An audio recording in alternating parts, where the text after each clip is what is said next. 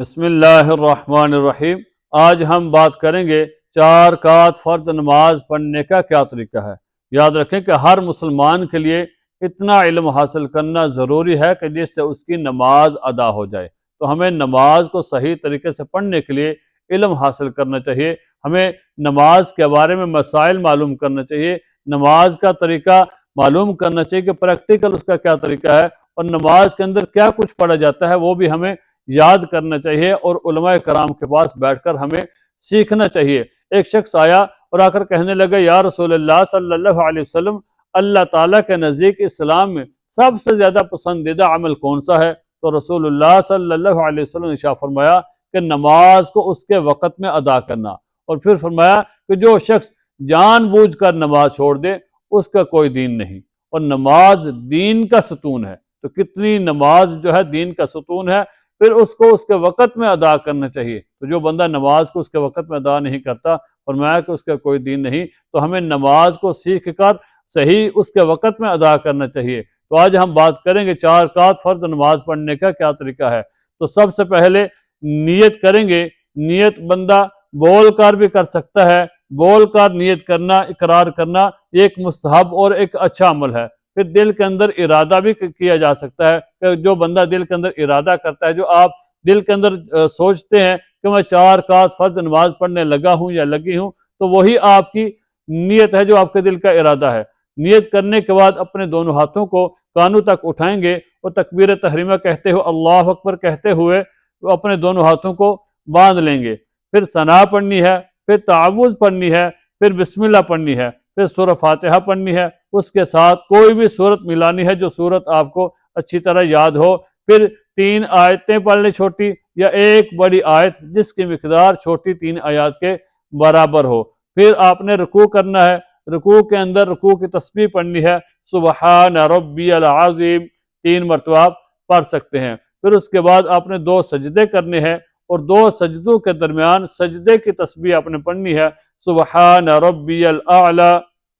پھر 2 سجدے کرنے کے بعد آپ تکبیر کہتے ہوئے دوسری رکعت کے لیے کھڑے ہو جائیں، اور دوسری رکعت کو آپ نے شروع کرنا ہے بسم اللہ الرحمن الرحیم، سورہ فاتحہ پڑھنی ہے، پھر ساتھ اس کے کوئی بھی سورت ملانی ہے، یا چھوٹی 3 آیات پڑھ لیں، یا ایک بڑی آیت جس کی مقدار چھوٹی 3 آیات کے برابر ہو۔ تو اس کے بعد پھر آپ نے رکوع کرنا ہے، رکوع کے اندر رکوع کی تسبیح پڑھنی ہے، پھر اس کے بعد 2 سجدے کرنے ہیں، اور 2 سجدے کرنے کے بعد آپ نے فرض نماز کے اندر پہلے قاعدہ کے لیے تشہد میں بیٹھ جانا ہے، تشہد پورا پڑھنا ہے، پھر اس کے اندر عبدہ و رسولہ تک پڑھ کے آپ نے تیسری رکعت کے لیے کھڑا ہو جانا ہے تکبیر کہتے ہوئے۔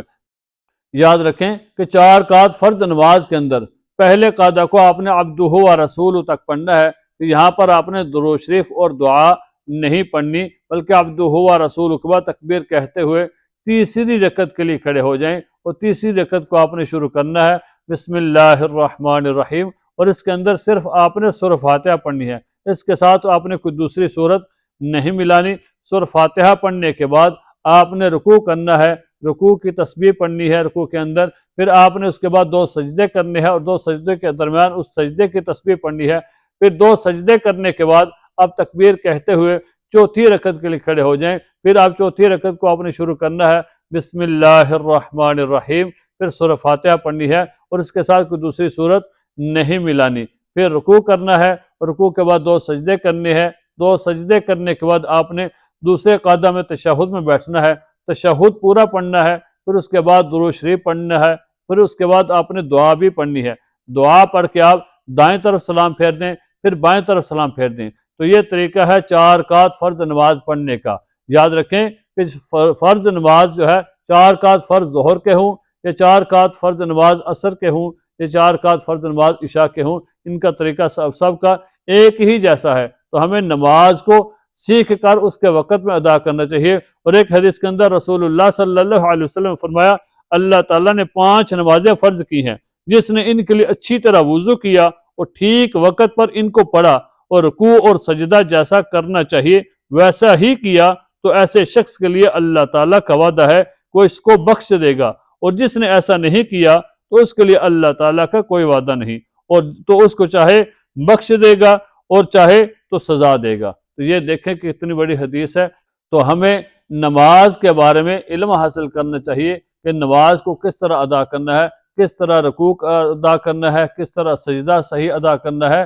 تو ہمیں نماز کے بارے میں علم حاصل کرنا چاہیے۔ ہر مسلمان پر اتنا علم حاصل کرنا ضروری ہے کہ جس سے اس کی نماز ادا ہو جائے۔ تو میری اللہ تعالیٰ سے دعا ہے کہ اللہ تعالیٰ ہمیں سیکھنے کی اور سکھانے کی توفیق عطا فرمائے۔ اگر آپ کو مسئلہ پوچھنا چاہتے ہو نماز کے بارے میں یا کوئی آپ دینی علم حاصل کرنا چاہتے ہو تو آپ مجھے کومنٹ کر کے مسئلہ پوچھ سکتے ہیں، یا آپ اپنے علاقے کی قریبی مسجد میں تشریف لے جائیں اور وہاں پر علماء کرام کے پاس بیٹھ کر آپ علم حاصل کر سکتے ہیں۔ تو اللہ تعالیٰ ہمیں سمجھنے کی اور عمل کرنے کی توفیق عطا فرمائے۔